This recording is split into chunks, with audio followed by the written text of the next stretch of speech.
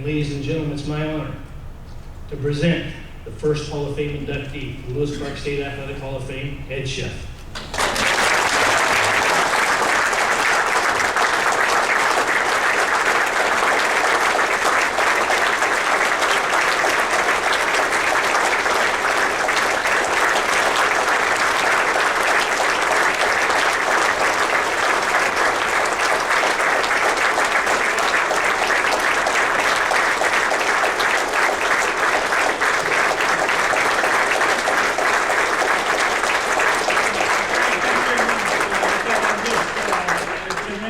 Overwhelmed. I really am.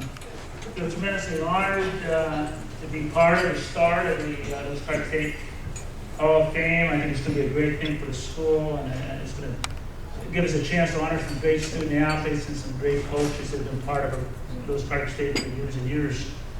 You know, it's like, right now you get nervous, and sometimes when you coach 16 national championship teams and coach some teams that came real close. And man, I'm more nervous right now than nervous for those games, I believe. And,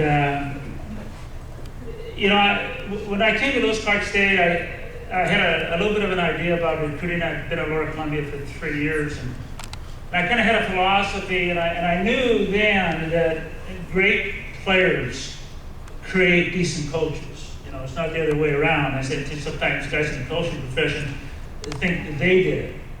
And I think for most players, it's the values that their parents put in them, and they have a certain character and so forth. And certain kids belong to certain programs, and some guys don't fit certain programs. And there's no one way to put a program together. I think that everybody's different. You have different things you look for when you recruit. And as a college coach, when I started recruiting, I thought it was the key. I mean, we're gonna get great players because they're gonna make me a decent coach if I can get great players. So it's part of the recruiting process to make sure you get the right kind of guys. And the right kind of guys have to fit your philosophy and the culture of the program that you want to create. They gotta think like you do, they gotta play like you want them to play. And when we recruited, we were always looking for guys that had a physical toughness, they could tolerate a little pain. They were mentally tough, because they could deal with adversity a little bit, they could demonstrate that. They had some emotional stability, they weren't just up and down like a yo-yo, emotionally they could play at a good flow. And they had a little bit of intellect for the game, they could comprehend it a little bit. And I think those were key things we were always looking for. And then in terms of being a great teammate, because there's nothing more important than being a great teammate in anything you do in your life. I mean, a great teammate is important if you're a teacher, if you're a group of physicians. It doesn't make any difference. If you're a great teammate, you're going to be respected. And if you understand how to earn respect, that's such a key thing too. So when we're recruiting, we're looking for those kind of guys. And Billy mentioned some things, the Lewiston Hill. Well, that was important. I was a deterrent. You had missed class, your ass is going up to Lewiston Hill. And I said, well, wait, 9 miles. And we liked the idea of the boxy smoker. And I recruited kids that say, yeah, really interested. They get word we had the boxy smoker, and all of a sudden, they're going to become Zyger or something. That was all right. I wasn't an LC guy. And I wanted to know that before he got there. And I wanted him to know that, is this a good fit for you? If the boxy smoker scares you to death, then you shouldn't take part. This is not for you. Or Billy's, and we were more torturous, Billy, when you played. People say you mellow. We mellow, Billy. You guys were, wow. 1977, 78, 79, Lee Vickers said, gee, that boxy smoker, huh? I said, yeah, I think it's important. And you want to know why? And I said, well, there are a lot of things in our life we think we fear and we shouldn't. And every guy fears going in that ring with another guy, and you got no training, not too much experience. And it's not to find out who the toughest guy is. It's to show you that fear is not a truthful emotion. And I've had kids tell me, wow, that boxer smoker, man, that was tougher than playing a national championship game. That was their whole idea. And then one year, Gus and I got the idea, so we're going to have the smoker, we're going to tell us Friday night. They haven't slept for 3 days. They don't know who they're going to be fighting, It's just kind of, and they've never done this before, Ran out, come back tomorrow. And we got that idea. We were playing in Lubbock for the national championship in 1983. We had a great team, a lot of scouts. That was one of the best teams in the country at any level. And we just hung around, and it would rain out, and rain out. And when I got right down to the championship game, we didn't play very well. And we kind of figured that maybe we let that emotional edge, we lost it a little bit. So we tried to, do that. And we had a lot of fun with some of those type of things. But anyway, I believe that we got the right kind of guys at LC, and I think that's why we were successful. And again, coaches get some credit for this thing, and I don't project to have a lot of false modesty about this. And I'm proud of what I've done. I'm proud of what my assistants done. My gosh, when Gary came here, we just turned it a little bit. We were close, but we couldn't win it, and picked it a lot for that. And our full-time, he was the first guy that ever got paid. We had a lot of assistants. We just didn't have any money. It was a neat thing coming here. I loved this place. It was just poor. And then Richard Hammond, the guy that hired me, you talk about rookie ethic. He's the athletic director, the basketball coach, no secretaries, no help, took care of the gym, players cleaned the gym, and I'm the new coach. I'm not going up to Dick and say, hey, Dick, I need something. I couldn't even begin to think that. I think, hey, I was happy and hell to be here, Dick, and I appreciate you so much of what you did to hire me, and it was a really neat thing to learn under a guy like Richard Hannon, and to have the other coaches that have influenced you. I think in any profession you're in, the people you associate with, the people you get to know become so important. And nobody was more important to me than Coach Braden in Washington State. It wasn't so much that we talked a lot, we became really great friends, but when you played Washington State 8 times in the fall and 8 times in the spring, you got a pretty good perspective about being on the field with a great coach and being able to learn from the guy. And from Bogle was just watching him. I had tremendous knowledge of the game. He had great teaching methodology. He could motivate, and he could certainly earn respect. And you had to see those things every time you played him, every time you got on the field with him. And I always had a great appreciation for that. I appreciated a lot, getting to know Coach Church at Lewiston High School when I came here, what a tremendous guy. Just reps at 9 o'clock in the morning, reps, and his kids were just tremendous. Dwight was really something special. I really felt fortunate until my boys got to play for him, and a neat experience, and the things that I learned from Dwight, just the way he went about stuff. And all the way down to Dwight, man, he'd order breakfast for those kids, and if he got the room kids eating the Twinkie man or Tech to be raised, and he was really big on diet with the guys. Took great care. He was like a dad to each kid. And finally, Scott, he was going to tell some stories. We went to a lot of conventions and clinics together. And the neat thing I liked about Scott so much is that we could talk about the game and we'd argue it. And you always think you got some answers. And the neat thing about Scott, always kept me open-minded. Sometimes I get excited about things about coaching, either in methodology, doing a double play, or whatever it was.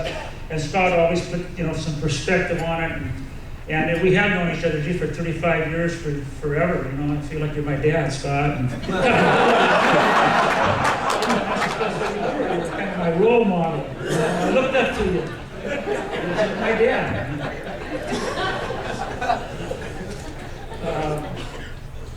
And again, I think, when you run a program, I think I touched this a little bit about the assistant coaches. We talked about Gary, but, Chip was a tremendous for us. Chad was tremendous for us.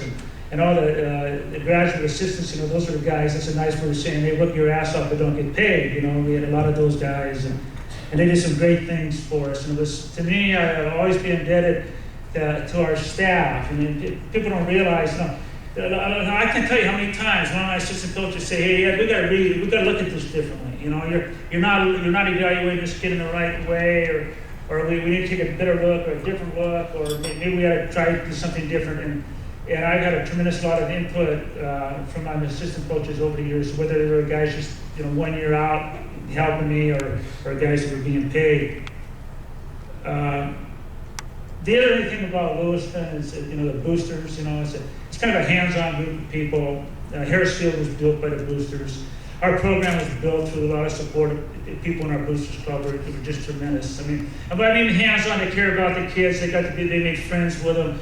It just felt like they were part of the community. Hey, this is North Idaho. My gosh, we're getting kids from all over. We have one of the diverse, most diverse programs in America in Lewiston, Idaho. It was not vanilla, man. It was everything. It was everybody. Central WAA, Red Deer, Alberta, Scobie, Montana, Seattle, Washington. I mean, we had them from everywhere, and it was a neat thing about coaching them because they brought in a neat perspective. And it was one of the great experiences, I think, of my life is being associated with kids from a different walk of life, a different socioeconomic situation. That brought a lot of things for me, and that's the thing I really liked about my players. I mean, I like a lot of things about my players. I think one of the things we always said, our philosophy was, you're going to get a uniform if you got great character, and if you don't understand being a good teammate. If you got great ability, you're going to get on the field. But there's no difference between the guy that's on the field all the time and a guy that's got a uniform that's not playing as much. And when you think of what some of our guys have done afterwards, we don't like them anymore because they played in the big leagues. Steve Reed played 13 years in the big leagues.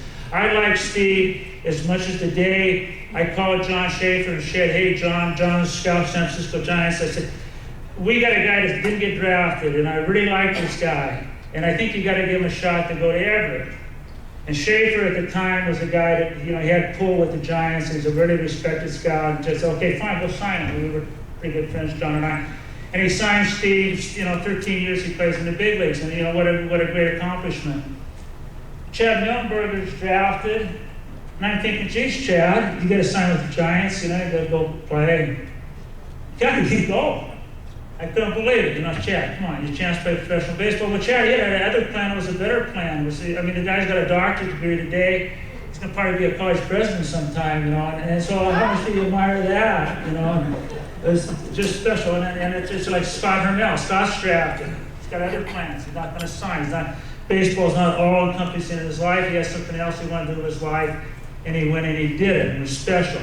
Marvin Bernard was a 50th round draft pick. That's the last round they picked. That's the end of it. It's the 50th round. And I was calling Schaefer every 10 minutes and saying, you guys going to take him? You're going to take him? And finally the Giants took him in the 50th round, played 5-6 years in the big leagues. And one of the neat things about what Marvin Bernard did, it wasn't so much what a great player he was in the big leagues.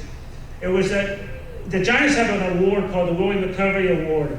And if you're the most inspirational teammate on your team, the guys vote you for this award, and Marvin received the award. And Marvin, that's one of the most proud things of, an LC guy who went in big leagues for the San Francisco Giants, and the guys in his team thought he was the best teammate on the team. Barry Bonds would have given $5 million for that, Marvin. Easy.